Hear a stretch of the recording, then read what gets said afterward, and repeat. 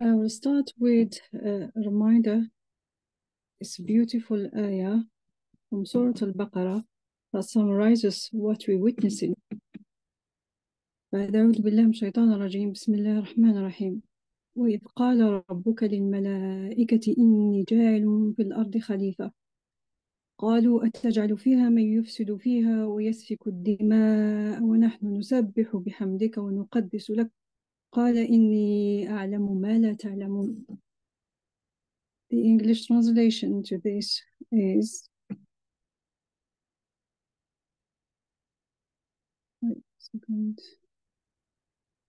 and mention, O Muhammad, when your Lord said to the angel, indeed, I will make upon the earth a successive authority. They said, will you place upon it one who causes corruption therein and sheds blood while we declare your praise and sanctify you?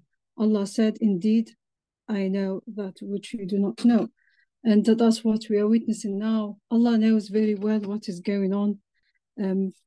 Subhanallah, humans' greed, and we've been exposed to too much atrocity. We've been witnessing our brothers and sisters in Palestine going through this process for many years. But what we witnessed is definitely what we call collective trauma. I'll define what collective trauma. It's founded in an article actually, which summarizes it beautifully.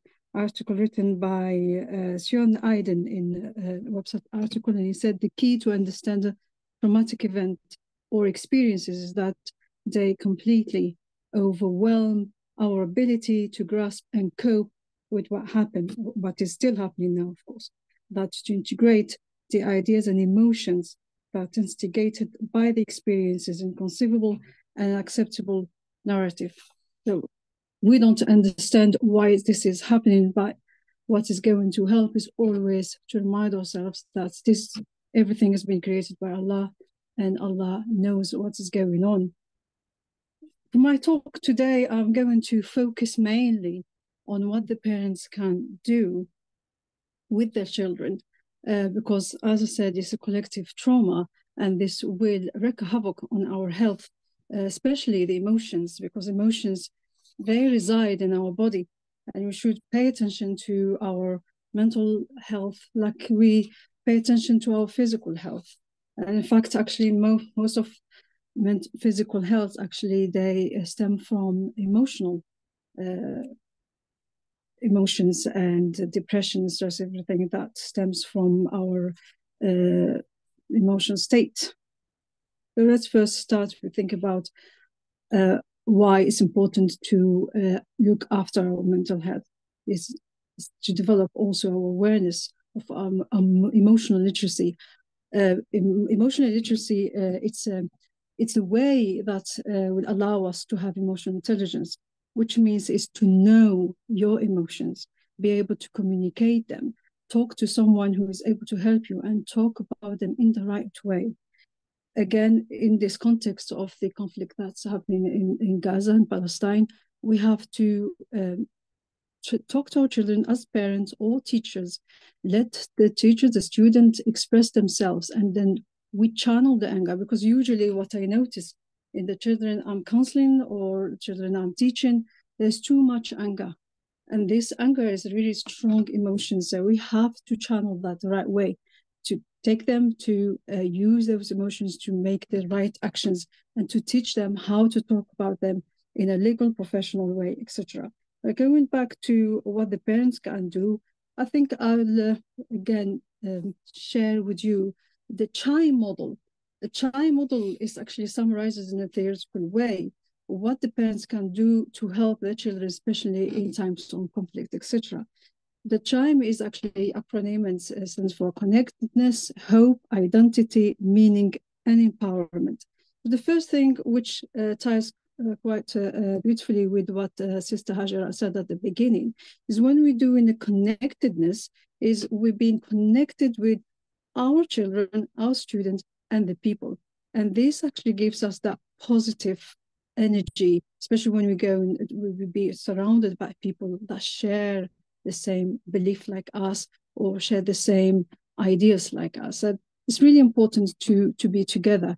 So Masajid, for example, will open the doors to organize more of activities or talks and to get the people to come together and heal together, because that's really that's the community sense, this community spirit has a healing effect, and we need that a lot, especially in this time of the trial. So connectedness, not just that, is also being able to let the children express themselves. Usually children, they don't like to talk that much. Let them express themselves through art. A lot of children, I had a child in Wisconsin the other day, and he just summarized the whole thing in one picture. The way he was drawing what's happening, it was a very graphic as well. So it's good to give them all the things that they can do, talking or playing. All this will help them to get the emotions out in a nice and creative way.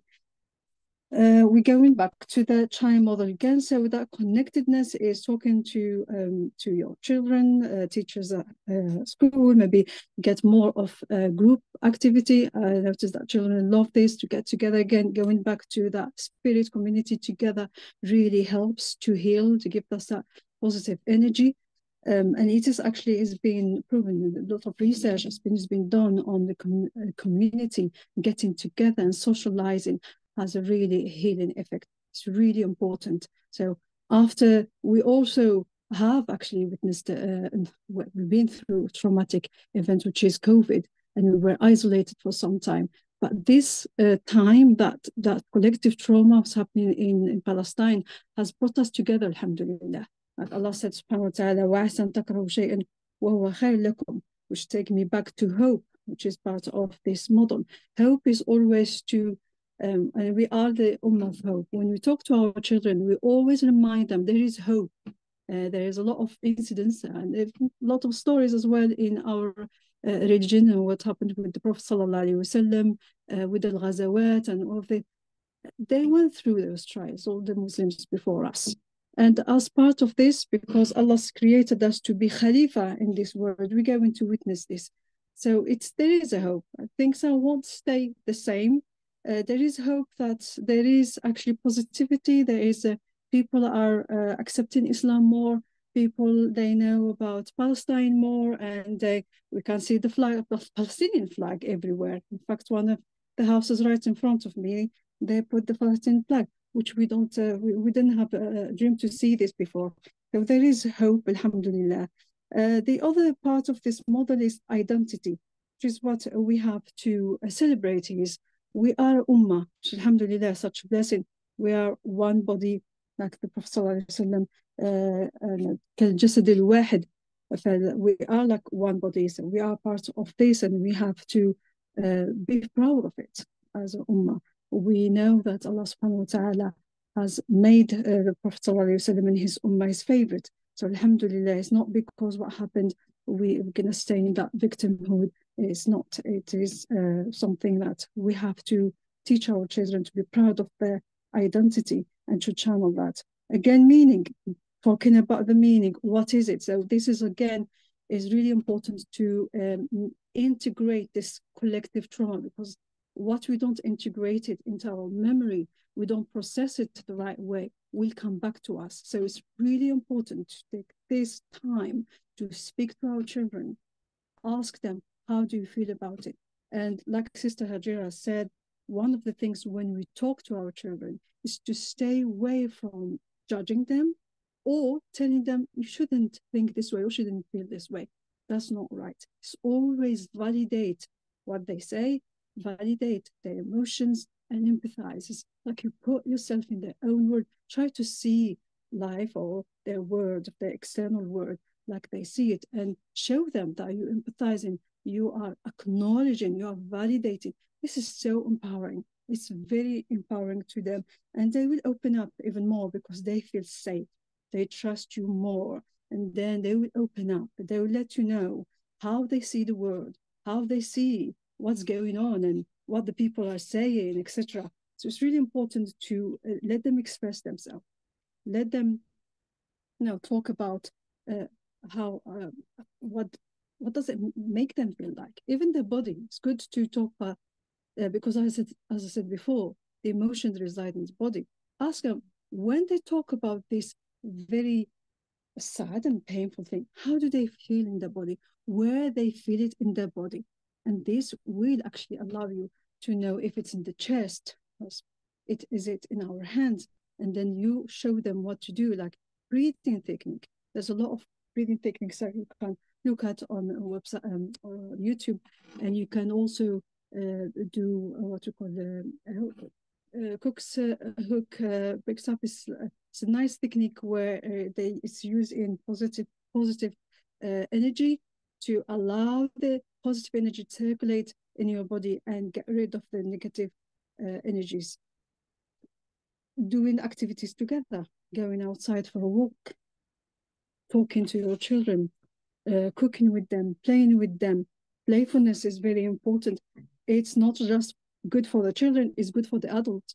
As adults, we go through a lot of stress, and connecting with our inner child will allow us to heal any past traumas and to connect with our children. So playfulness is very important. So play with your children. Take this time to play with them, to let them play, go outside for a walk, do art together, do anything that will bring the family together. And as you are getting together, the children, they will trust you more and talk to you more.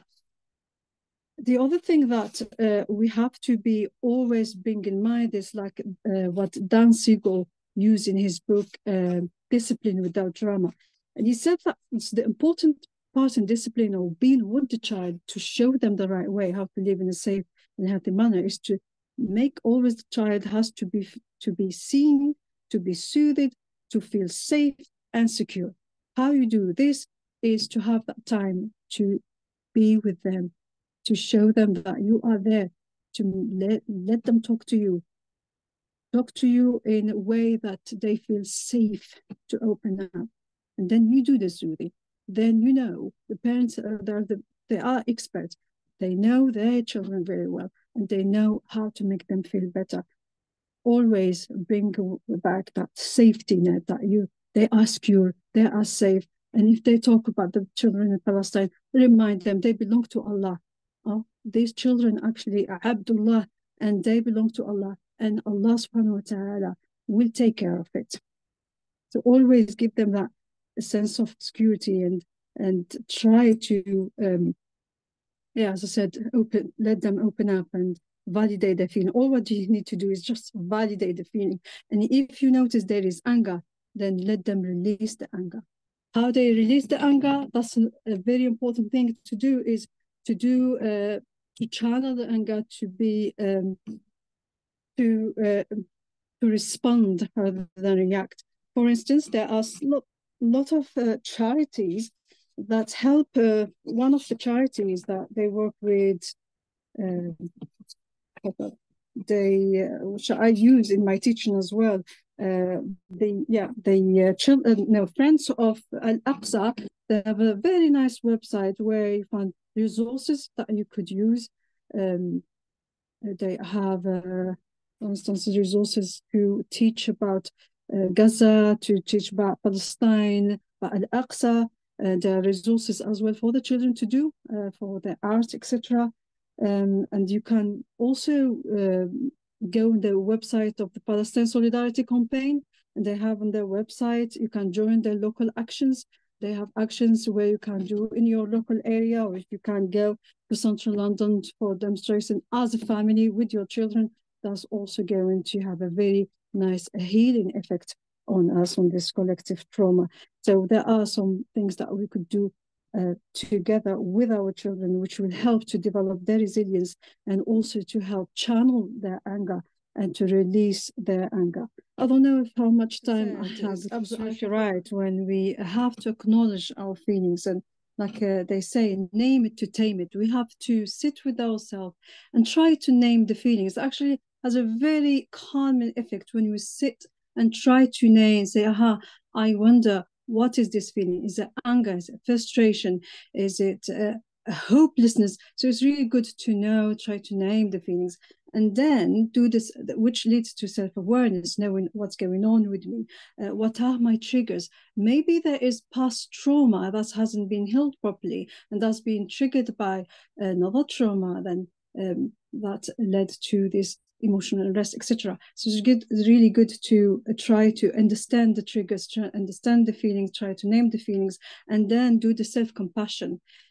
But what I mean by that is to be kind to yourself and to never do that blame game, which unfortunately people do a lot, that blame culture, which actually, like they say, it's when we blame we fail to empathize. So we do not do that at all, especially with the self, as we're trying to be the kindest. I mean, it's easy for us to be kind to other people, but we don't do this with ourselves, where we have to be really kind because we spend most of the time with ourselves. So it's good to be compassionate and say, yes, of course you feel this way, but the atrocities that we see, that's trauma around us. Of course you will feel angry, of course you feel hopeless and frustrated and etc., all these feelings. And then you do, what can I do with this? Self-care. One of the things is that energy is negative energy has to be released, has to go out of the body, because that's what will will lead later on to